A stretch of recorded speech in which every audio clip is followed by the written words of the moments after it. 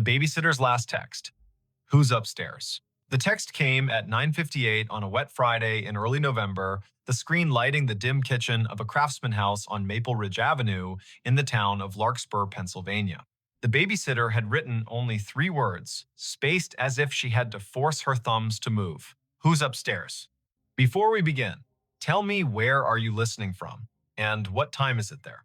Her name was Ione Kestrel, a college sophomore who took evening jobs to pay for studio art supplies and a public transit pass to the city. She was a quiet soul with a quick wit, the kind of person who noticed the way rain made halos around streetlights and the way children's laughter changed when they grew tired. 2 kids slept under that roof that night, a 6-year-old boy named Briar and his 3-year-old sister named Lark. Their parents, Rowan and Maeve Harrow, had left at 7:15 for an anniversary dinner at a restaurant by the river. The year, if you need to understand the way phones hummed and doorbell cameras watched, was 2019. The house at 42 Maple Ridge was one of those old American stories, built in wood and memory, a deep porch with a swing that complained just enough to be charming, oak floors that spoke out loud when the humidity changed, crown molding thick as a picture frame. At the back, a narrow staircase rose from the mudroom to a short landing, and then up again into the second floor where the bedrooms sat in a row like well-behaved children. At the top of the main stairs, there was a crawl space door that had once led to a linen closet and now led to a barely insulated wedge of attic, hot in summer and sharp with cold in winter, the kind of door that makes a welcome thud when it closes and an unwelcome thud when it doesn't. Before the Harrows left, they did all the small, loving rituals. Maeve set out a plate of sliced apples, a bowl of popcorn, and a note that read, "Help yourself to anything except the scotch." Rowan pointed to the thermostat and said the heat pumps kick on if the temperature dips. Fancy house, but the bones are stubborn. He smiled at Ione in the doorway, hair damp from the drizzle, denim jacket dotted with rain. Text us if the storm knocks the power out. Text us if the kids wake and ask for the song about the lighthouse. Text us even if you think it'll make us look overprotective. It won't. At 7:30, the children were bathed, pajamaed, and nestled into beds that smelled faintly of line-dried sheets. Ione read the lighthouse song twice, and the little girl fell asleep with a hand on the brother's shoulder, a tether strong enough to hold a moon in place. At 8, the dishwasher hummed its modest lullaby. At 8:20, the rain came harder, dropping like a handful of pebbles thrown by a polite intruder. At 8:42, the doorbell camera pinged, announcing a raccoon with ambitions. Ione's phone ticked with messages from a group chat, small bursts of jokes and memes. She answered 2 and then set the phone face down, because she had promised herself she would be the kind of sitter who watched and listened. She put a kettle on. She chose a mug with a hairline crack because hairline cracks reminded her of river maps. She stood at the back window and watched the alley, where a single streetlight blew a cone of yellow onto the wet blacktop like a candle someone had forgotten to snuff. At 9:21, a floorboard spoke upstairs. It was not the sound of a child rolling over and not the polite pop of wood releasing humidity. It was a stepped-on sound, slow and weight-bearing, forward and then a tiny, deliberate back. Ione took one breath, then another. The kettle clicked off. The house returned to its normal choir. She checked the baby monitor screen. 2 small forms slept. The greenish night vision painting dreams onto their faces. She told herself she knew old houses. She told herself wind can make timber say things it doesn't mean. At 9:36, the sound came again, above the kitchen this time, in the hallway between the children's rooms. One step and another. A long pause. Then the faintest scrape, as if someone had scuffed a shoe and then, embarrassed by the sound, tried to rub it out with the sole. The kind of scrape that turns the air thin. Ione lifted the house phone from its cradle because old houses carry old phones like relics. No dial tone because this was 2019 and the landline was a costume. She put it back and picked up her cell. No missed call, no alert from the doorbell camera. She opened the parent's contact, hovered, did not press. First, she would look, she would be careful. She would not give Rowan and Maeve a reason to race home on wet roads unless there was a reason. She climbed the back stairs because they felt less like a stage. Each step was shallow and careful. The rain softened to a hiss. Her breath became a guest she had to host with manners. At the landing, the air grew cooler. She could see down the short hall into the little boy's room, the lighthouse nightlight casting a steerable arc of white. She could see the girl's room door nearly closed, just enough to make a crescent, the way some children like it. She could also see the crawlspace door at the top of the main stairs. It was closed, latch turned. That mattered more than it should have. She waited. Sometimes the house wants to know if you have patience. Sometimes it will reward you with silence. Sometimes it will not. There was a third sound, not a footfall this time, but a breath. Not hers. Not a child's soft, open-mouth exhale, but the kind of breath that pauses at the end like it is tasting the air.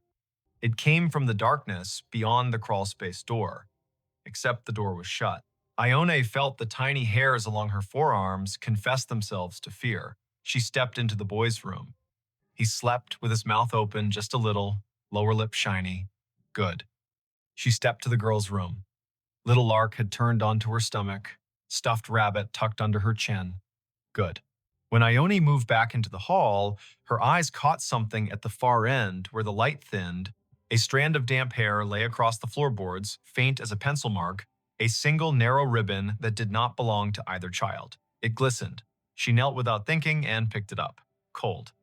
Clean. Long enough to belong to someone grown. She stood up too quickly and steadied herself with a hand on the wall. Her palm pressed into a nail head that had been painted over and sanded down so smooth it felt like a coin. She thought the oddest thought then. If I press that nail in, will the crawlspace door open by itself?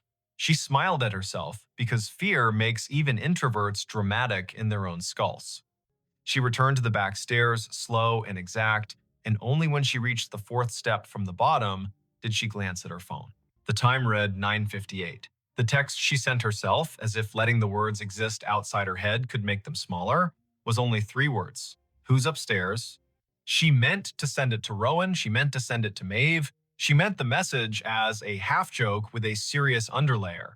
But the thumb that had learned to move fast learned the wrong dance.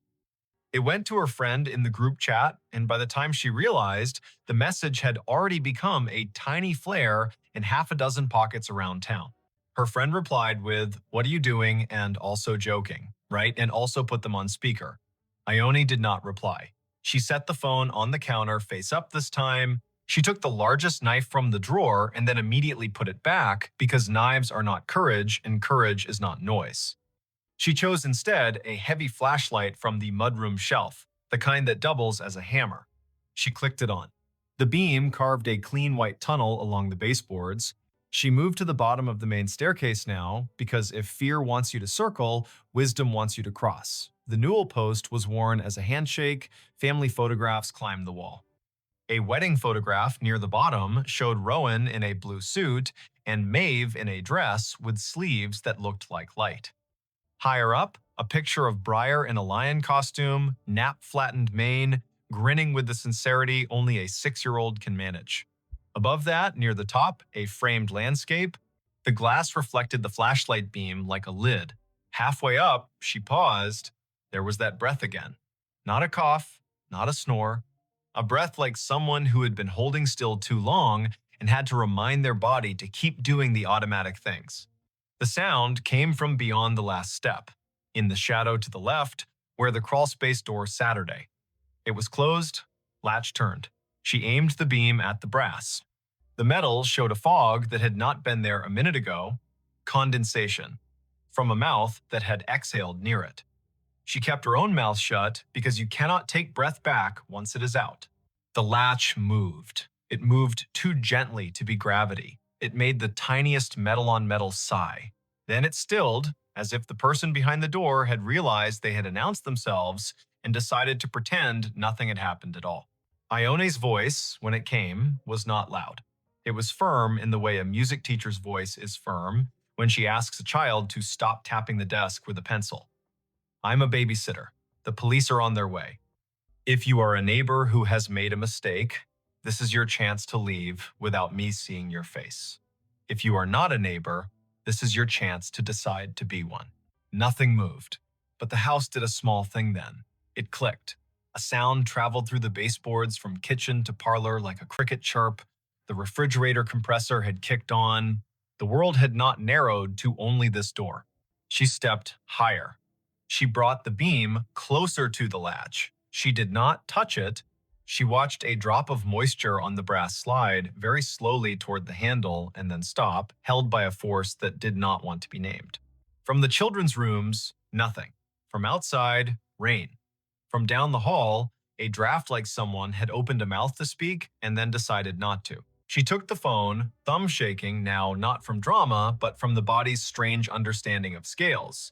She typed 911 and the call went through on the first chime. The dispatcher answered with a first name and a county. Ione told that calm voice her name, the address, the fact of 2 sleeping children, the fact of a locked door with breath behind it that did not belong to the family. The voice said, "Officers are on the way." The voice said, "Stay on the line." The voice said, "Do not open the door." So she did not. She watched it the way you watch a stage when you know the performer is already in the wings.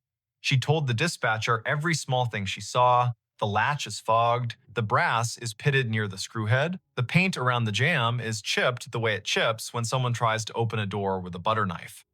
The dispatcher asked about the kids, and she told her about the lighthouse song because sometimes the answer to a safety question is a story that proves you are paying attention. It took 6 minutes for the first cruiser to roll into the alley, though those 6 minutes ran long like string you cannot find the end of. 2 officers climbed the porch steps, rang the bell softly out of habit, then tried the knob and announced themselves. Ione walked down the main stairs, not taking her eyes from the crawlspace door, unlatched the front door, and stepped back quickly so the officers could enter. Their names were Officer Tamsin Dupre and Officer Hal Moran. They were young enough to still wear the job like a coat borrowed from a bigger relative, and old enough to know when to keep their weapons holstered because children were sleeping. Ione pointed. The hall was framed now by their bodies and the yellow hallway light and the cleaner light of the flashlight. Officer Dupre nodded, raised a hand to let silence accumulate, and then approached the door with a slowness that reminded Ione of a conductor raising a baton before the first downbeat. Dupre put 2 fingers lightly on the latch and did not move it. She bent, eye to the thin seam between door and jamb. She inhaled. She did not exhale for a count of 3. Then she did, a controlled tide. She mouthed one word to Moran. There. Moran moved with that cop-slow speed that reads as kindness until it becomes a tackle. He positioned himself on the knob side. Dupre took the hinge side. They counted without sound. Moran turned the knob and pulled. The door did not open.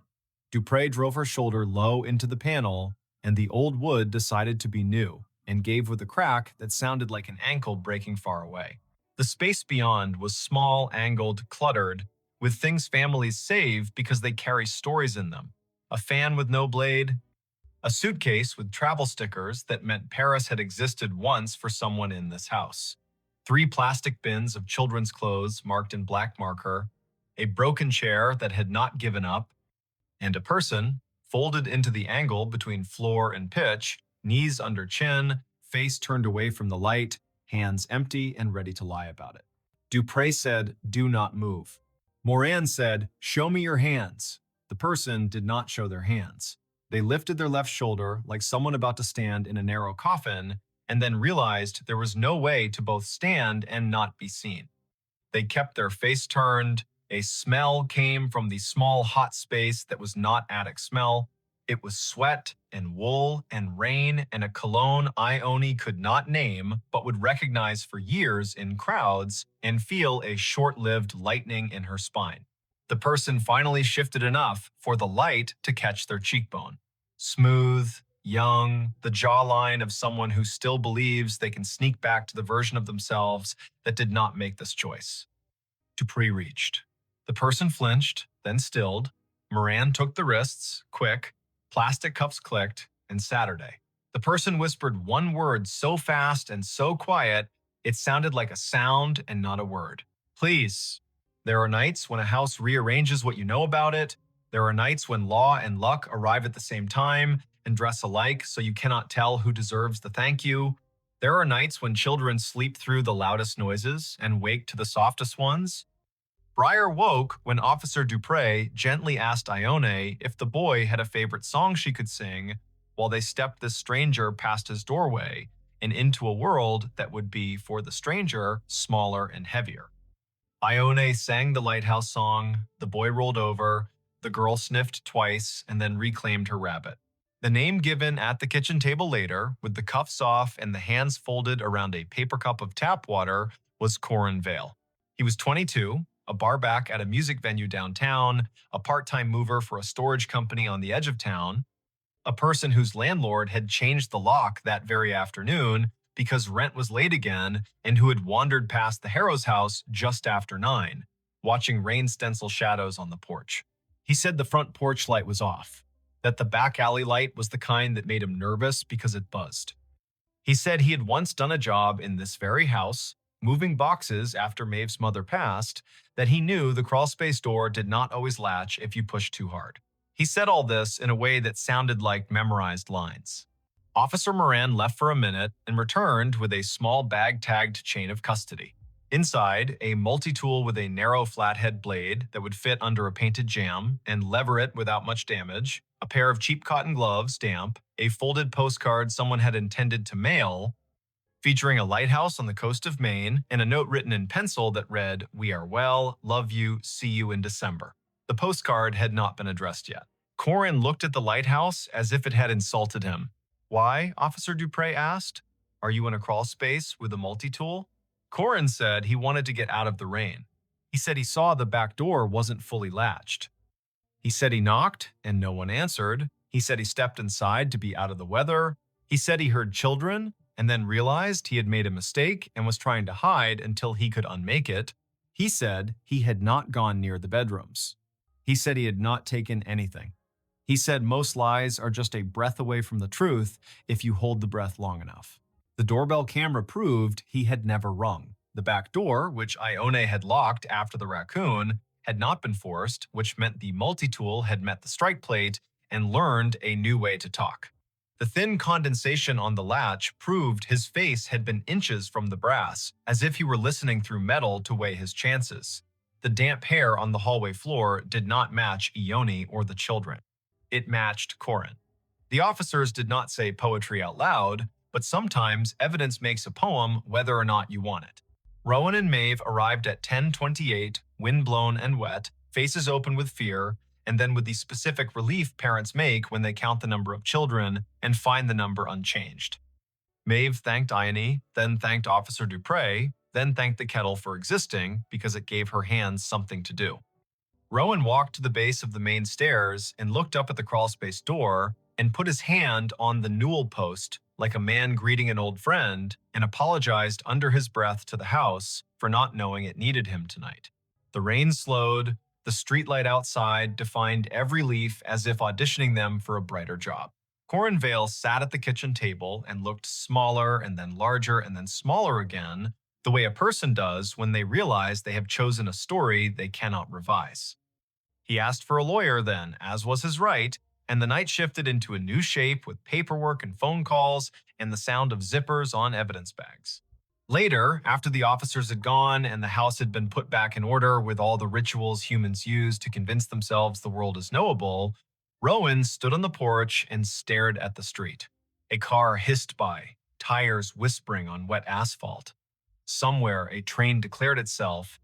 He turned when Ione stepped onto the porch with 2 mugs of chamomile tea and the brittle, beautiful calm people make after the danger has taken its hands off their shoulders. He said thank you a dozen ways that did not use the word thank.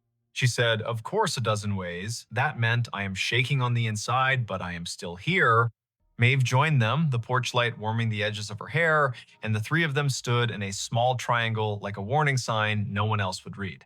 When Maeve spoke, her voice had a new floor under it. We will change the locks. We will reinforce that door. We will move the postcard basket. We will install a sensor that turns on a light at the slightest motion. We will do the things that let us sleep. Ione nodded and did not say that sleep would come with its own sounds now. The sound of a breath behind a door. The sound of a latch fogging. The sound of a floorboard speaking the truth. There is a detail the police report will not mention, because police reports must make simple lines out of crooked nights. At 9:59, after sending the text to the wrong chat and before calling emergency services, Ione leaned her forehead against the cool plaster of the stairwell for the space of one heartbeat. She whispered something that was not quite a prayer and not quite a promise. Okay, if someone is up there, I will not be the person who opens the door and invites them in. I will be the person who names the danger out loud. Sometimes that is the whole difference. Not bravery that charges, but the steadiness that refuses to be tricked into being polite to danger. The next morning, the November sky tried on a bland blue and liked it. The town of Larkspur went back to the work of a Saturday. Kids in hoodies kicked at leaf piles. The bakery line wrapped twice around the counter. A woman in a gray coat standing by the river thought the water sounded like someone ripping silk very slowly and wondered who she would tell that to. Ione slept past noon and woke to a peanut butter text from Maeve, which read in that shaky grammar of gratitude, "Come by for dinner anytime. And also, I found your denim jacket on the porch swing. And also, there will be pie tonight if you want pie." She smiled and answered with too many thank yous and one yes to pie. She showered longer than she needed to, stood still in the water in a way that made time into a warm curtain, then dressed in gently clean clothes that smelled like detergent and a future. When she stepped outside, the air had that crisp, crisp edge. That means the first hard frost has already visited and left behind a postcard of itself on every windshield.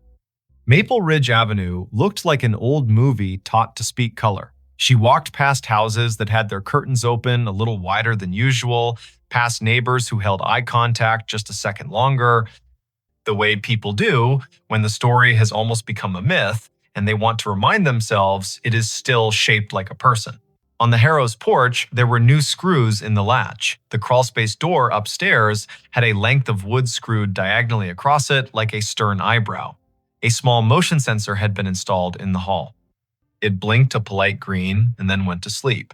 The kids were in socks, sliding across the floor, laughing the laugh that children make the morning after a storm when the yard is new again. Rowan handed Ione a slice of apple pie on a paper plate and said again what he had said the night before, but with the daylight, making his voice warmer. You kept your head, you called, you stayed steady. That is the whole job sometimes. We will tell people that part when we tell them the story. Not who he was, not what he said, not the smell. We will tell them you named the danger and didn't let it decide your speed. The town told the story in its own ways. The newspaper, which had been saved from extinction by a stubborn editor named Lita Quinn, wrote a piece with the careful headline, "Babysitter's Quick Thinking Leads to Arrest in Overnight Burglary Attempt." The group chat learned, gently from Ione herself, that sometimes jokes congeal into myths, and myths can be mean. At the music venue, a bartender wiped the length of the bar 3 times, then once more, then stopped. At the storage company, a supervisor stared at a stack of moving blankets and tried to add up what the numbers meant about people. There is not a moral here, sharp and so clean it can cut bread. There is not an ending where everyone claps and the house resumes being only a house. There remains a door with a new diagonal board and screws that will loosen over time and be tightened again. There remains a boy who will ask, on a night 2 weeks later when rain drums the gutter, "Can you sing the lighthouse song one more time?" And a girl who will say, not the part where the foghorn sounds, that part sounds like a giant in the crawlspace.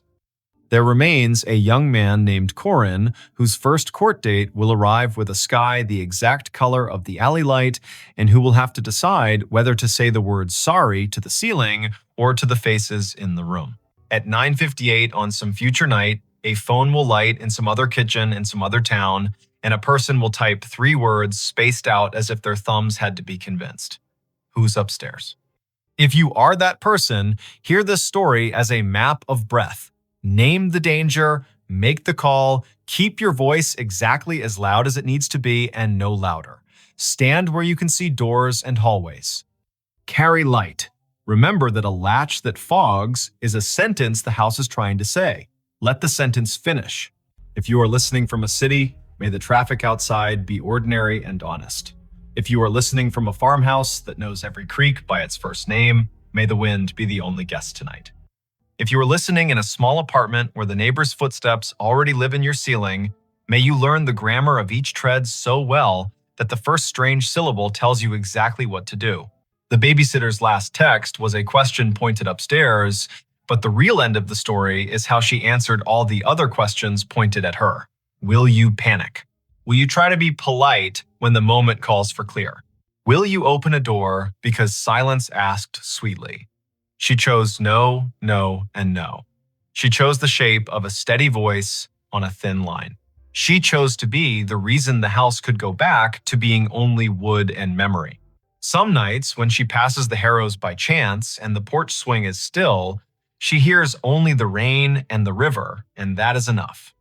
Some nights, she hears the old door upstairs settle as the heat kicks on and thinks, with a small smile, that even a house can be taught to breathe more quietly. And on the better nights, every window along Maple Ridge holds a square of light cut, perfect as a fresh slice of pie, and the street keeps its watch, and the children sleep so deep the world could rewrite its rules, and they would wake to the new rules fresh and ready to be memorized. If that happens where you are, tell me when. Tell me what the air smells like. Tell me the hour, spoken slowly so the world cannot run away with it. Tell me if the latch on your upstairs door is dry and dull or a little fogged from someone's breath. Tell me if you are holding a mug with a hairline crack that looks like a river map. Tell me if the house has taught you any of its words. And if your phone lights at 9:58 and the message reads as simple and terrible as a knock, remember the kitchen in Larkspur and the steady girl in the denim jacket, and say out loud to no one and to everyone, not tonight, not on my watch, not in this house. The call came in on a Tuesday at 4:32 in the afternoon, late October. The sun already sliding behind the Blue Ridge, so the hollows of Shenandoah darkened early. Ranger Aislinn Keats was parked at mile marker 47 of Skyline Drive, just north of the Rapidan turnoff, a paper cup of station coffee cooling in the cup holder, and her radio tuned to the quiet channel they used for backcountry check-ins. The speaker breathed. Static arranged itself into a voice that did not sound like any of her crew. Before we begin, tell me, where are you listening from, and what time is it there? Aislinn turned the volume wheel a notch. Out the windshield, the ridge was drawn in crosshatch, oaks and hickories going copper, the sky a pale thing you could scratch with your nail. The voice came again, precise, as if it were reading off a card. Fox Hollow Base to any unit on the east slope. Child missing, male, age 8, name Harlan Whitcomb, last seen near the Old Stone Spring House above Corbin Run, weather degenerating, Hurricane Hazel expected to push in, winds rising, request all available, time is 16:30, October 14, 1954. The radio clicked off into snow. Then, faintly, the same message, identical down to the breath before the name. Aislinn stared at the handset. Their base was called Piney River Dispatch. Their tower names were Pinnacles and Hazeltop and Big Meadows. No one in the park had used Fox Hollow for decades. Her training cracked its knuckles. She keyed the mic. Piney River to unknown unit. Say again. Who is calling Fox Hollow Base? Silence laid itself over the car like a thin blanket. Beyond the glass, a crow moved from one bare snag to another as if demonstrating a diagram. The wind was a steady push from the southeast. Hazel. The word gave the hairs on Aislinn's arms ideas. She stepped out and let the door swing shut. The air had that warm edge you get before a storm that started somewhere else. Leaves chased each other along the asphalt, then lay down. In the trunk lay her day pack, a spare radio, and a copy of a paper map creased along the places everyone folds them. She slung the pack, checked battery levels, turned the spare to scan. The main radio kept its sulk. The spare found chatter from Big Meadows about a flat tire near Lewis Mountain, then returned to quiet. The old voice did not return. Aislinn keyed in to dispatch. Piney, Keats at 47. I caught a transmission, sounds like a vintage call. Reference to Fox Hollow, child missing near Corbin Run, date October 14, 1954. Could someone check the archive on that, see if we have a historical incident report? The dispatcher was a steady woman named Karen, who did not make noises she did not need. Copy, Aislinn. Stand by. Aislinn leaned on the hood and looked east, where the hills tumbled like knuckles, all green and copper and shadow. She had worked Shenandoah 5 seasons. She knew the way the ridges spoke when you asked them right. She also knew radios lie sometimes, bouncing off ducts of temperature and skipping across layers of ionized air like stones. She had heard voices from fire towers that had been torn down before she was born, and a farmer yelling to his brother on a frequency no longer assigned to anyone. She had never heard a date pinned to a hurricane whose name lived in the county's memory like a scar. Karen came back. We have a typewritten Keats, Incident 1954-H, filed at Piney River. Hurricane Hazel, multiple rock slides, a missing person in the Corbin area, that name you gave. It is a cold file. It does not say recovered. I repeat, not recovered. No remains located. Not closed. Aislinn pressed the radio to her shoulder until the plastic complained. Copy. Can you send scans to my phone? I'm heading down to the Corbin Run access. If anyone else is close enough to meet, let them know. There was a pause, a little breath that was not static. Karen's voice softened a shade, the way people do when the past finds a way to ask for your time. Sending now. Watch your footing, the trails are a mess of marbles with the leaves down. Want Dupre from Hazeltop on standby. Affirmative. Aislinn slung the pack across her back and looked once more at the ridgeline. A truck from Fleet rumbled past, the driver lifting 2 fingers off the wheel in that rural benediction. Clouds had started as a rumor and were now themselves. The Corbin Run access was a gravel pull-off hidden beneath tulip poplars that had learned to whisper. Aislinn eased the truck in sideways and cut the engine. She took the trail with her boots, making small promises to each rock. The stream voiced itself down the hollow knit of last week's rain and this afternoon's melt of a single stubborn snowpatch in a shadow under a ledge. The map told the story of the lower springhouse, a square of stones where water had been convinced to behave. Above it, a ledge with a scatter of quartz chips, the leftovers of older hands doing older work. Aislinn kept an ear on her radio and the other on the creek. She caught the place where a trail forgets itself and becomes deer. She found the old springhouse, its stones asking to be counted. She touched the edge of the low wall with the kind of gentleness reserved for quilts and engines. She did not say the boy's name. The afternoon pulled its shoulders in. The radio breathed again. Same cadence, same careful voice. Fox Hollow base to any unit on the east slope. Child missing. Harlan Whitcomb. Last seen near Stone Spring House above Corbin Run. Weather degenerating. Request all available. Time is 16:30. October 14, 1954. Aislinn shivered in the warm air. Her eyes went to the spring house and its square of shadow. She moved the beam of her headlamp across the stones, not because she expected to see anything, but because light can sometimes rewrite a sentence the land is trying to say.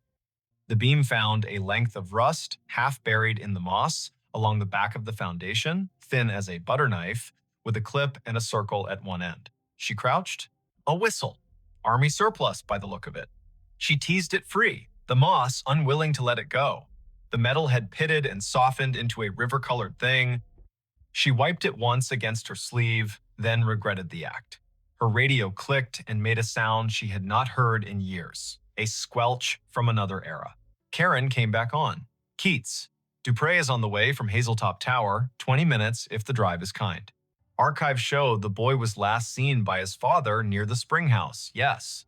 The father left him to fetch his jacket from the car. Weather shifted, heavy gust pushed through, child gone when he returned. Tracks lost near the ledge above the run. 2 days of cruise, then Hazel brought the flood and they stood them down. The file has letters from the mother, 2 years after, asking if anyone found anything she could hold. Answer stamped no. Aislinn looked at the whistle in her hand, then at the spring that fed the run. The water wore a sheen of leaves thin enough to count. She keyed the mic. Found a whistle near the spring house. Will bag it. Doubt it has any forensic value after 6 decades, but a photograph might matter to someone. As she spoke, a figure eased out of the trees upstream. A man in the brown and green of a ranger uniform, but the cut of it was wrong in a way you can feel even if you do not have the words. The shirt had pockets like ideas, the hat sat stiff as a rule book, he carried a strap radio that looked like a lunch pail with an antenna. He exhaled, then stopped when he saw her. "Ma'am," he said. There was a formality in the syllables, like church on a day that hurt. "We're sweeping the east slope." The boy's father said he was right here. He pointed at the stones, as if pointing could anchor the earth. Aislinn stood very still. The man's face had the smoothness of someone who had not yet had reason to learn what whiskey was for. His name tag said M. Elwood. His shoulder patch bore an American shield with a tree she did not recognize. He glanced down at her radio and then at the whistle in her hand. "You with us?" he asked. "You with Fox Hollow?" Aislinn's throat did the dry swallow of a person whose mind is faster than her words. "Yes," she said, because yes was easier than telling a man with a lunch pail radio about the word digital. "I heard your call." "Where are your lines?" "At the ridge," he said, puzzled by the question. "We got men cutting sign along the deer trails. We got women at base keeping track of names. The disaster man out of Charlottesville told us Hazel will give us until dawn and then gone." He looked past her to the ledge, his jaw a small square against the warm air. "Mother is at the church in Syria, not the far one, the one with the bell rope that sticks. She keeps asking if he had a jacket. She wants the question to be a fact." A gust moved through the trees on some business of its own. Aislinn felt the air change around the bones of the rocks. The man looked at her again, and the little muscle at the corner of his mouth twitched. "Your radio," he said. "You get this out to anyone else." "Yes." "We have a tower at Hazeltop. They know. Someone is coming." "Good," he said softly. Then he put 2 fingers to his brow, an old salute done halfway because distance is difficult to respect when the ground is asking for more of you. He stepped past her, boots exact on the damp leaves, and moved toward the ledge, listening with his face. He put a hand out as if to feel a draft. His outline lightened as if the warm air had decided he belonged to it. The forest made the sound of a coat hem brushed along a pew. He was gone. Aislinn stood, her hands empty now that the whistle had weight inside a bag. She did not call after him because naming a thing makes it pick a room and leave all the others. She climbed the slope above the spring house, careful, testing each foot. The ground showed her where it had let go before. The soil had slumped sometime between 1954 and now a scar that trees had tried to stitch. She scoped along the edge and thought about the father leaving for a jacket, a boy with a whistle and a spring that talks even when wind tells it not to. Dupre's SUV nosed into the pull-off as the last of the light left, and the storm made its speech. Jericho Dupre had shoulders like a doorframe and a way of stepping onto ground as if asking permission. He carried 2 headlamps and a calm that turned wind into a task rather than a threat. "You heard it too," he said, by way of greeting. "I did, twice. Then it came again down at the spring house. I found this." She held up the bag. The whistle swung on its string, dull as an old firmament. He took the bag and looked as if it could tell him how to think. He listened. The wind pushed down the hollow. The radio hissed, then thought better of it. He nodded at the ledge. "If it were mine to write," he said, "I would say, slip. The file says gusty before Hazel. A child with a small sense of infinity walks the line twice to see if the sound changes along the water. It does. He steps where the deer stepped, and the hill remembers it owes the river a favor." Aislinn told him about the ranger with the lunch pail radio. Jericho had been in the park long enough to have a story for everything and to respect none of them fully. Fox Hollow was an unofficial name for the old maintenance yard near Syria in the 50s. He said, the way a person does when they are agreeing with the possibility of a ghost to be polite. There is a cinder pad there with the marks of 4 posts, like a tower. The radios would have been handsets the size of a Bible that could make clouds sound like news. People back then wrote reports thick with nouns. They did not trust adjectives unless a man had bled. He held the bag with the whistle for an extra breath. He set it in his crew pocket. They searched until rain made the ground decide to be a different kind of ground. In light from their headlamps, the trees stood at attention, counseling caution. They ran a short line grid above the ledge, more to be able to say they had used the dark well than because they expected the Earth to give up a long-ago truth for free. At 9, the radios called them home before the lightning made the argument personal. Karen met Aislinn at the office with a printout. The file had been scanned, crooked, and the edges were black, where the copier had tried to keep history from fraying. The incident commander's name was printed in a firm hand, M. Elwood. A note in the margin had been added later in pencil. Mother moved to Luray in '67, father deceased, no closure letter sent. The pencil note was signed with a small initial A and a dot. Aislinn slept at the bunkhouse with the radio on her nightstand like a dog. She dreamed that paper flapped along a clothesline strung between trees, and she walked the line, reading every letter, her feet lined up on the rocks of the run, the paper turning to leaves as she read. At 3 in the morning, she woke to the noise a storm makes when it finally accepts its job. The world beyond the window went white, then black, then white again. She turned the volume down to half. She watched the rain write gloss on the sill. The radio stayed quiet. At 10, the day pulled itself together into rags. Aislinn drove down to Luray to a blue house where the porch had a swing, and the swing had 2 cushions that had learned how to be rain. She had a name from the file and a phone number that still worked, to her surprise. A woman in her 80s opened the door with the careful welcome reserved for officials who might be good news or could be kind even if they were not. "I am Aislinn Keats," she said, ranger with Shenandoah. "I am here because a storm pulled a thread and we saw where it ran." The woman corrected her posture and straightened the collar of her cardigan as if a story would take her picture. "My name is Tilda Whitcomb," she said.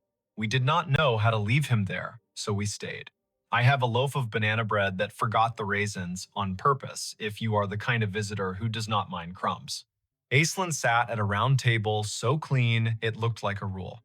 The banana bread was honest, the tea was strong.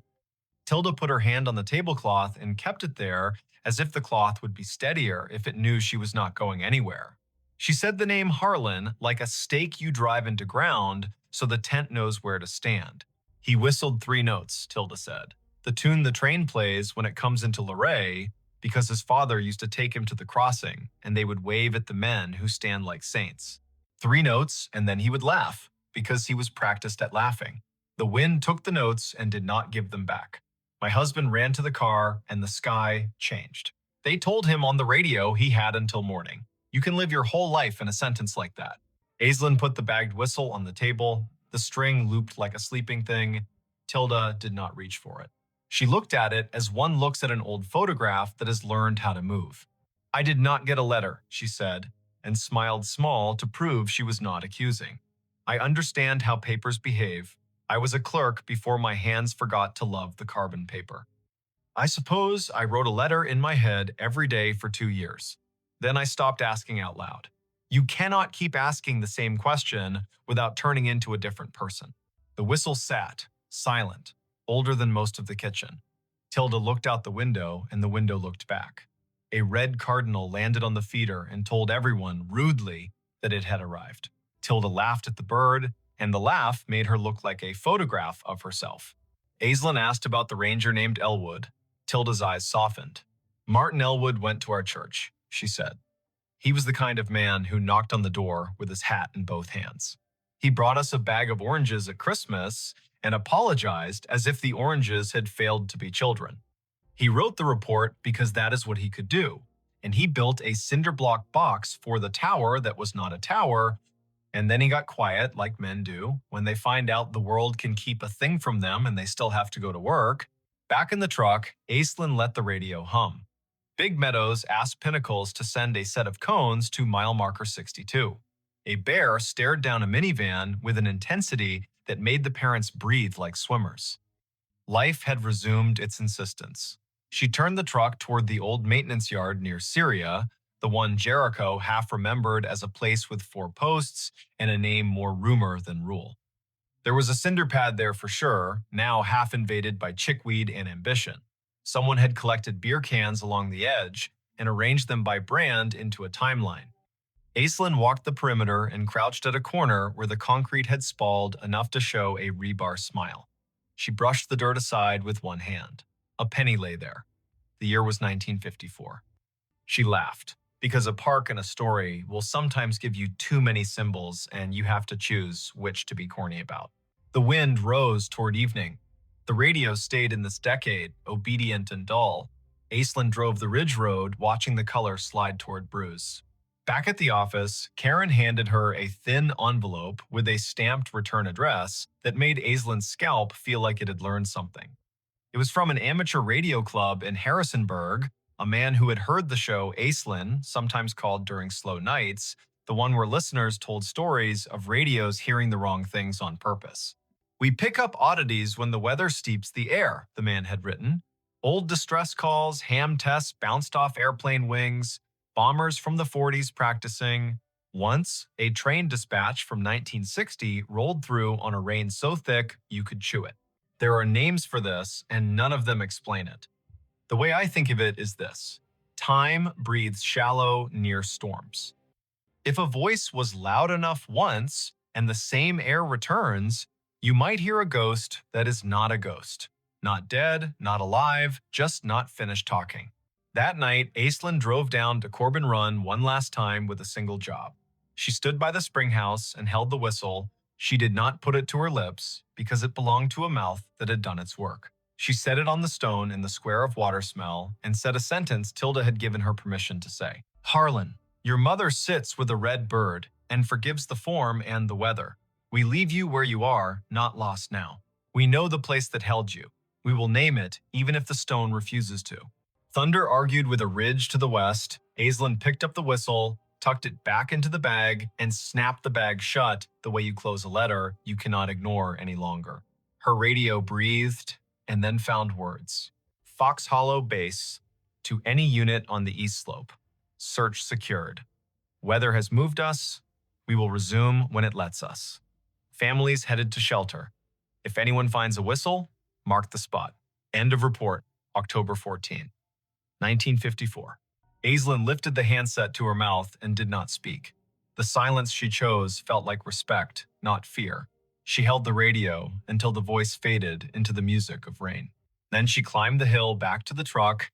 The park wrote its own ending. Winter stripped the ridge to bones. Spring came with its first honest green. In May, a blowdown above Corbin Run sent a sycamore through the soil like a spoon and revealed a ledger of stones that had not seen light since Eisenhower. A student volunteer named Leda, working off a citation from a noisy night, found 2 marbles wedged into the roots where the ground had been a child's pocket. One was blue as the ridge on a clear day. One was green as a first leaf. They were bagged, labeled, cataloged. The ranger who filled out the form wrote found near the old stone spring house, Corbin Run, coordinates to follow. The park historian wrote a small note and signed it with a letter that looked like an A and a dot. Aislinn drove to Luray with the marbles and the whistle and a copy of the incident report with Martin Elwood's name on it. Tilda put her hand flat on the table again. She looked at the marbles and did not touch them. She touched the paper instead, the ink, the line that said, "Weather degenerating." She said Harlan's name until it stopped feeling like an apology. She picked up the whistle, finally, and put it to her ear as if listening to metal were a normal thing, and perhaps it is. Some evenings after that, if you drove Skyline Drive near mile marker 47 and rolled your window down, you could feel a warm breath slide into your car even when the air was sound and cool. It was not spooky, it was geology and a mistake and a memory. At the spring house, a ranger tied a ribbon to a low limb that matched the color of the marbles, bright enough to be seen and quiet enough to be ignored by anyone who did not need a reason to pause. The ribbon got replaced each year by whoever remembered. Martin Elwood's name found its way into the little museum at Big Meadows on a card next to an old lunch pail radio and a photo of the old Fox Hollow cinder pad with 4 ghostly post holes. Next to it, a thin slice of paper, a carbon copy of a letter whose original had been lost. The letter said, "Dear Mrs. Whitcomb, we are sorry we did not find your boy to bring him home." We did not stop looking until weather and hope told us to stop. He was last seen by the spring house that feeds Corbin Run. If you come to the park, a ranger will show you the stones. The letter was signed in a hand that did not know how to be neat and still be sincere. M. Elwood. Every now and then, on the radio, in the kind of weather that puts a lid on the hollows and makes the ridgelight a ghost, Aislinn would hear a wash of sound that reminded her of a man with a careful voice calling to his crew. She never keyed the mic until it faded. She let the air finish its sentence. She would step out of the truck and breathe the warm breath held in the cut. She would look toward the run that kept talking to the river under the leaves. She would say what she had learned to say when a story meets a place and refuses to end, just because the people in it have "thank you quietly" to the air. Then she would drive on, a little slower than before, as if a child were walking along the edge of her attention and she had decided to step back from the edge too. If you are listening from a place where the weather is steady, imagine a ridge crouched under a storm and a voice from a year you have to say out loud, not with numbers, but with breath. 1954. Hazel. Fox Hollow. A boy with a train's 3 notes in his mouth. A ranger with a lunch pail radio who pressed his fingers to his brow as if holding in his head all the ways a hill can keep a thing. Imagine the way a whistle feels in an old hand. Imagine the way a mother sits at a table and forgives a paper for being paper. Imagine the square of stones where water has no choice but to tell you where it is going. Then, tonight, when your own house makes its old noises and your clocks tame the hour into a number, let 1 minute expand for a voice that is not finished. Listen the whole time. Let the warm air pass across your face and do not name it. When it is done, say thank you and mean it. Then go to sleep. The hills will keep watch. The radios will behave until they do not, and even then, what they bring may be kinder than you fear. He found a staircase in the lake it still goes up. He saw it when the wind fell off, and the lake lay down like glass. A sudden stillness that made every shoreline detail stand at attention. The afternoon sun had taken a step toward evening, yellowed and steady, and the north cove of Lake Lanier went calm enough to show the bones under it. He cut his aluminum skiff to idle and drifted toward the pale shoulder of exposed clay. There, not random at all, a run of stone steps pushed up from green water and kept going into nothing the shore could explain, even and true, as if they still believed a front door was waiting at the top. Before we begin, tell me, where are you listening from and what time is it there? This was late September 2022, after a summer of stingy rain and long afternoons when the heat felt like it had signed a lease. The lake sat northeast of Atlanta, a blue map of drowned hills and red clay coves, and that year it had read its gauge and decided to show some of what history had asked it to forget. Foundations revealed themselves like old teeth. The ghostly lanes of a 2-lane road slipped out of the murk and pointed nowhere. Between Bald Ridge and the mouth of 6 Mile Creek, a staircase announced itself and waited for a person with the right kind of attention to see it. Riven Kettering had that kind of attention. 38. A carpenter and part-time rescue diver who liked small engines and the honest work of making broken things carry weight again. He lived in a rental off Pilgrim Mill Road with a dog who had taught herself to sleep through sirens. He was not a romantic, not really. He was the kind of man who listened to what a hinge said when it wasn't being looked at. The lake had been a job and a solace for him since he moved down from the foothills of Tennessee a decade earlier, and on afternoons like this one, he took his old skiff out to idle over the drown. The staircase began 3 steps below the surface, pale rectangles set into the clay, then climbed above waterline, slick with algae, where yesterday had touched and left. 12 risers showed drop. They marched up the bank as if they had no intention of stopping, then continued past where stone ended, the air holding their measure with a confidence that made nothing in Riven's head feel quite steady. He nosed the skiff forward until its snub bow made a soft knock against the lowest dry riser. The hull and the stone talked for a second, low and hollow. He stood, keeping knees loose, eyes at a level where you can decide a thing without pretending it's not, pretending you first. The steps were fieldstone set into a poured bed, Careful work from when hands were steadier because nothing had asked them to type yet. He could see where the mortar had let go, hairline by hairline, and where a leaf had chosen to become fossil rather than compost. He stepped out. The rock took his weight with a small, agreeable groan. He climbed, counting aloud the way you do when a rhythm wants to prove it's a law. 7, 8, 9. A wet line at his ankles where he had waded the shallow to push the skiff in. 10, 11, 12. He stopped where stone ended. The sidewalls rose one more course and then gave way to air. Ahead of him, nothing. Above him, more nothing. And yet his right foot, when he slid it forward with the caution of a man who had once fallen through a rotten porch and did not intend to audition for that pain again, found resistance. Not stone, not water. Not empty. A density like stretched cloth, like cold-pressed sugar, like a stare that remembered itself and refused to forget just because the lake had been told to be a lake. He drew his foot back, scalp prickling, breath in a pocket he didn't want to open too fast. He looked around to see if anyone else had been presented this joke. No one. In late September, a Tuesday can make a cove your private chapel. Far out, a pontoon boat moved like a floor with music on it. Closer in, a blue heron had made the stump of an old post into a claim. Riven set his palm above the end of the stone into the air where a banister would be if someone had finished the thought. He felt nothing until he pushed a hair past what he thought was safe.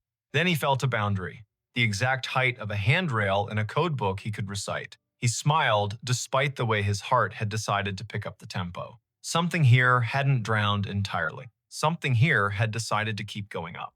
He does not scare fast, Riven. He is a man who has gotten into dark water at night, kindly, and come back calmer for it. But he respects a place with a memory. He went back down the 12 risers and climbed into the skiff and sat with his hand on the tiller and let the lake tell him if it wanted him to be braver than his grandmother would approve. The wind was a rumor now. On the far shore, a transformer hummed with the stale sweetness of electricity. He turned the motor off and drifted with his fingers brushing the gunwale and felt for the old current under the new. A loon called once out in the main channel, the syllable bending toward a kind of loneliness that doesn't need an audience. Riven looked back at the steps. The air above the 13th riser shimmered, a trick of light or a rule he hadn't been told yet. He swore softly in the old way that buys you permission to try again. He pulled the skiff onto the red bank, tied it off to a scar of root, and went back up the 12. He did what his hands knew to do.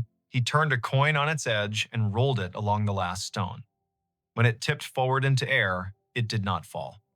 It sat against nothing, as if pressed to a glass he could not see. He slid it forward with one finger and felt it drag over an edge. He slid his boot after it and met a tread that had weight. He put his full foot down and his bones agreed that physics had not been insulted, only invited to a different kind of party. He brought the other foot up. He stood on the 13th step of something that existed without confessing to the eye. He took one more. 14. He stopped. He is not a fool. He turned to look at the lake, which does not care if you find it holy or treacherous, so long as you understand which mood it is in. The cove held its breath. He stepped backward down the 2 air treads with a caution that felt like a prayer you say without agreeing you're saying it. He stood again on stone that had no arguments and breathed the kind of breath that renters of boats make when the motor coughs once and then forgives you. Lake Lanier carries stories the way clay carries footprints. Old towns lie under it, old churches, the ghost lanes of old Federal Road. People will tell you about a stalled truck on a fogged bridge and a handprint on the back window after, about divers who won't go down a second time because they looked through a school of crappie and saw a porch swing move. Some of that is what happens when humans leave water to be the keeper of their history. Some of that is people being lonely and needing their fear to wear a costume. Riven carried none of those stories in the silly way. He carried them the practical way. He knew people had been told their land would drown for the good of cities they would never see, and some of those people had said their names into the bank and put rocks one on another to make the land remember. He went home with the staircase in his notebook and in his knees. He did not say the shape of it to the bartender at the place on Brown's Bridge, who called everybody chief. He did not post a photo because the lake punishes people who turn it into spectacle. He slept badly and woke before his alarm and made coffee meaner than necessary and drove back with a coil of thin rope and a chalk box and the tape measure he used when perfection had to be part of the bill. Morning Lake, blue as breath. The skiff skittered over wind ruffles and slid into the cove willing. He tied a chalk line at the last stone and played it out up the air, marking nothing with blue dust that caught in nothing and hung there like a trick. He laughed once, quietly. He measured riser height with the tape and found consistency that would have made a county inspector nod. He tied a loop in the rope and lowered it down the near face of the steps. The loop sat against an invisible edge and held, not tight, not loose, as if politely told to wait. Half an hour went by that way. Numbers, angles. The carpenter in him building a drawing that would keep his fear inside its lines. When he finished, he sat with his back against the sidewall and let his head find the cool of stone that had learned shade. The world stepped closer. From somewhere he could not triangulate came a sound that reminded him of a bicycle bell rung just once. In politeness, he stood.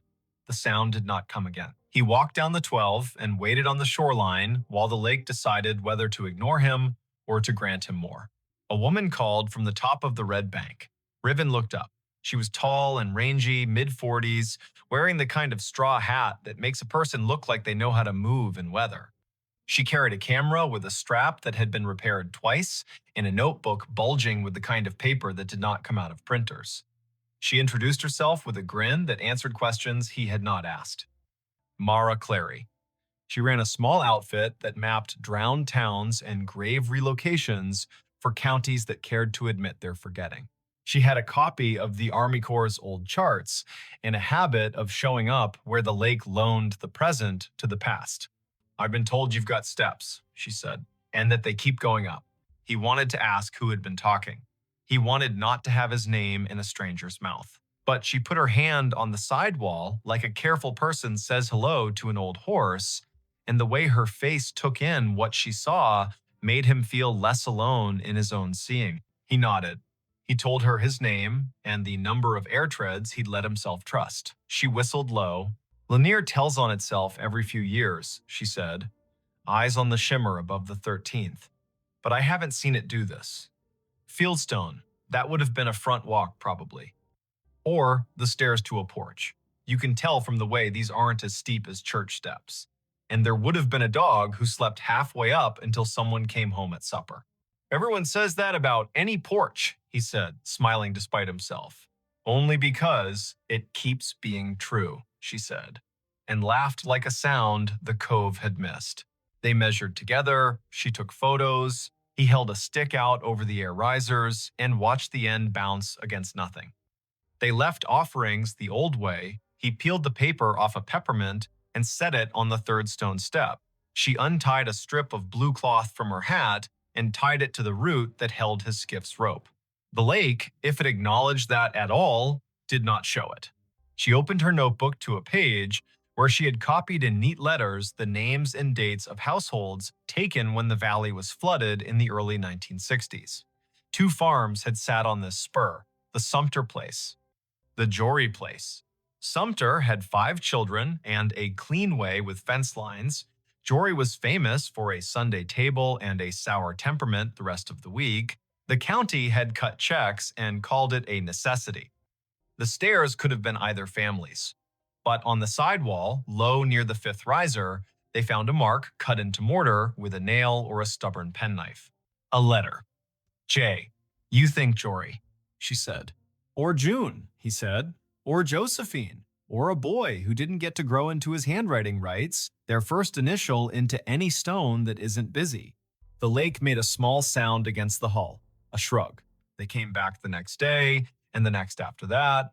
In the afternoons, teenagers on rental jet skis came doing grammar the water did not admire.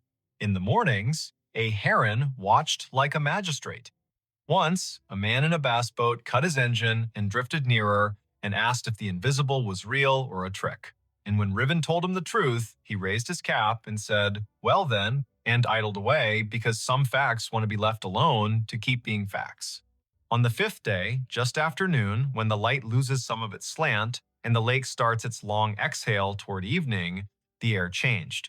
Riven was on the 14th invisible tread, Mara 2 below on stone, the rope tied at his ankle as if that kind of thing would help.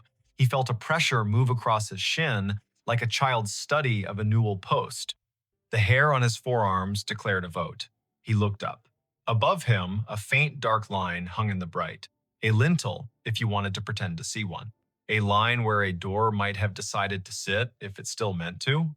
He lifted his hand slowly and let it hover. It met resistance at the height where a latch would be if people had followed the same measurements here as they did in town. He pressed a fraction and felt the air give. Not much, not enough to invite him, only enough to say, "I know what you are asking for," and no.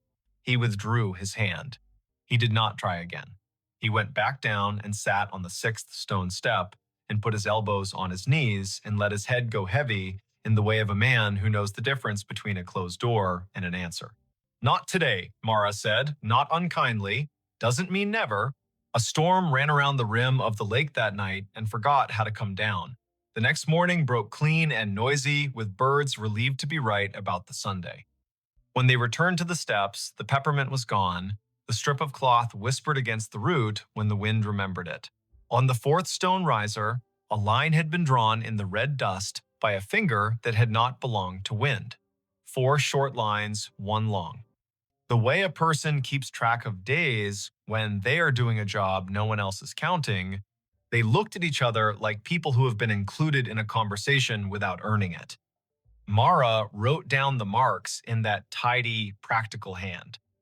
Riven climbed to 14 again and did not press the air where the latch would be. He listened instead. It is an old trick. The more you don't demand to hear, the more willing a place is to say its piece. Somewhere above him, at the end of the invisible run, a sound came faint, almost an opinion. The scrape of a chair, foot against a wooden floor. Once, then a breath, remarkably ordinary, let out by someone who was done with a small effort and is pleased to have finished. He let his knees bend and went back down step by careful step. The county put out a notice, polite as a church lady, asking people not to climb anything that felt like absence. A man from the Corps came by with a clipboard and a caution that did not include humor and told them to rope the place from the bank. They tied a line and left it slack enough to be ignored by whatever needed to come and go. Mara logged coordinates and photographs and the exact color of the lichens on the sidewall. Riven made a drawing of the steps that showed the air ones the way you show trust, with dotted lines and a note that says, "As found." Word spread anyway. It always does when to leave a thing alone would be the more complicated form of love. A grandmother came and watched from the shade and told her granddaughter a story about the summer her brother rode a bike into a field that is now part of the lake and fell and did not cry, because corn leaves will cut you if you give them. An audience. A man in a Braves cap stood for a long time with his hands in the back pockets of his jeans and didn't tell anyone why his eyes kept the gloss they kept. A boy clapped once and apologized, and then asked if the staircase sounded like anything, and when Riven told him about the scrape and the breath, the boy looked toward the place where a door might be and whispered, "Thank you," like a student to a teacher who has handed out permission slips to freedom. On a Wednesday morning in early October, the lake rose 2 inches. The first stone step went green again. The 12th stayed dry. Riven set his palm to the sidewall as he had begun to do without design and said the names of the months out loud as if they were a key. Mara arrived late, hair in a bandana printed with little cranes, a thermos in one hand and a sheet of onion skin paper in the other, the thin kind that takes pencil and lets the stone's texture come up through. She rubbed the J, the nail-cut letter, and the tally marks. When she lifted the paper, the letter and the lines looked like a message written by someone whose words had to be rationed. She tucked the rubbing into her notebook with a care Riven recognized as kin to prayer. By noon, clouds built into a boast. Mara packed her camera because electric things deserve not to be insulted by weather. Riven untied the rope at his ankle and coiled it with the absent-minded competence of someone who likes ropes for the way they make order out of risk. The air above the 14th step felt different, cooler somehow, denser. He looked up and wanted more than he would have admitted the week before to see something acknowledge him.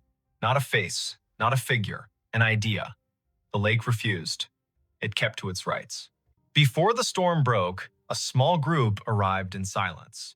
Not tourists, not thrill seekers, people in good shoes that did not belong to docks. A woman in a navy blazer, a man whose tie had been loosened by degrees and had stopped at 3, an older woman with a cane that looked like it had been carved by someone who understood trees better than money. They stood on the bank above the line and watched the steps like people watching someone figure skate after having once skated the same routine 3 decades ago and remembering what the body used to hold. The older woman spoke first, to the stone, not to the living. "You kept it," she said. "You stubborn thing. I told them you would." She introduced herself when Riven climbed down to the bank with his curiosity plainly showing. Ada Sumter Jory. Not a marriage, she was quick to clarify, but a habit of names borrowed and kept. Her father had been a Sumter, her mother a Jory by necessity and grievance. She had been 10 when the men from the government came and put stakes on the hill and told her they were measuring to make the river useful. She had been 14 when the kitchen was dismantled and stored in a relative's shed, and the porch chairs were put on a truck without the porch. She had been 15 when the lake finally climbed to the 7th stair, and the dogs refused to sleep where they had always slept, and had to learn ground new as a dollar. "My granddaddy set those stones," she said, chin lifting toward the steps. He knew the grade by eye. House stood there. She pointed at the air, ran long that way. Kitchen at the back, where mornings were honest. Stairs to the sleeping rooms tucked in right of the door. He told me we build stairs for coming and going and for waiting. That last part is where the world gets the math wrong. She cleared her throat once, a small thing that meant a larger thing had moved through it. "My brother wrote his letter J in the mortar before it set," she said, and smiled fully for the first time. He was 5 and mad because he had not been allowed to carry a stone and needed to have done something the porch would remember. They watched the lake together as it considered which forenoon belonged to which afternoon. Mara showed Ada the rubbing, and Ada put her palm on the paper like a hand over a baby's sleeping flank. "He stayed mean," she said of Jory, but without any real heat. But he loved that stare. Sat halfway up when he had nothing to do and the weather had nothing to argue about. Played that little bell you keep hearing because he liked the neatness of a sound that stops when you take your finger off it. The storm arrived, they covered what needed covering, the skiff rocked and complained, and then remembered it had been in worse moods and calmed. The rain washed the red dust off the risers and gave them back their gray. The air cooled like a head turning on a pillow to the comfortable side. Ada walked down to the 2nd step and touched it like the forehead of a child with a fever breaking. "Enough," she said to the rain, to the year, to the air that had learned to hold treads. In the weeks that followed, the staircase did what durable things do when they decide to belong to more than one story. It kept being itself. The lake rose and smudged the lower steps and then pulled back like a long breath returned. Riven kept coming because he had begun to like the feeling of leaving a place better than he found it by doing nothing but listening the way a well-made chair listens when a tired person sits. Mara wrote a piece for the County Historical Society that began with the sentence, "There are places we drown and places that refuse." Ada came twice more and told the stair her brother's best and worst. And once, on a bright Sunday, when the buzz of outboards sounded like cicadas pretending to be important, she brought a tin of biscuits and left one on the 3rd step because her mother would have called it manners. On a morning in November, the air thin and brisk, frost like pale sugar on shaded clay, Riven came alone. The lake had taken back an inch, the first 2 steps glowed green. He stood at the foot and waited the way you learn to wait when you've been given more than you asked and are smart enough not to get greedy. The wind came off the water and put its fingers through his hair with a familiarity he hadn't earned. Above the 14th tread, the line where a lintel would be shivered and then settled. He put his hand out at the height of a latch and did not press. Thank you, he said to nothing and to something. He went home and made lunch and fixed a neighbor's sagging cabinet and walked his dog in the long honey of 4 o'clock. He slept that night without the lake climbing the stairs of his thoughts. He dreamed he was sanding a handrail he could not see and woke with the particular ache in his forearm that tells a man he did a good day's work in the world that matters and the one that does not need him but lets him in anyway. If you go out to Lake Lanier on a fall day after a long dry, when the wind has the courtesy to lie down and let the surface polish itself, you can find the cove if you know who to ask and you promise out loud not to bring a ladder. The staircase will be there, stepping up from water into air with the patience of a body that has learned not to argue with time. You can put your boot on the 12th stone and your breath on your rib cage and decide if you will push your foot forward into the space where the 13th waits. If you do, it will hold. Not because wonder owes you, but because someone set a measure here with care, and because sometimes the world keeps an old promise in a new element. Say the year out loud when you find it. 2022. Say the place by its names. Lanier and the valley it drowned. Say the people if you know them. Sumter. Jory. Say the letter on the wall.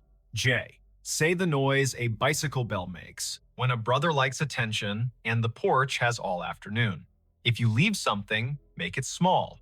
A ribbon, a peppermint, a finger laid gently in dust to make a line that will blow away with the next weather. Walk back down, let your knees do what they were built to do.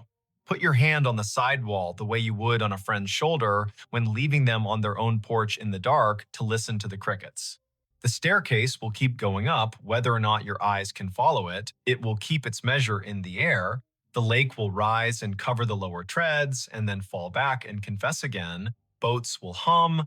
Herons will judge. A woman in a straw hat will rub letters onto paper, and a man with a dog who sleeps through sirens will coil rope and listen. And somewhere under the calm skin of the cove, where red clay holds onto everything it can hold, a front door you cannot see will stay shut and not unkindly, practicing the hardest kind of hospitality there is, offering you a way to ascend and a way to wait, and trusting you to know which one belongs to you today.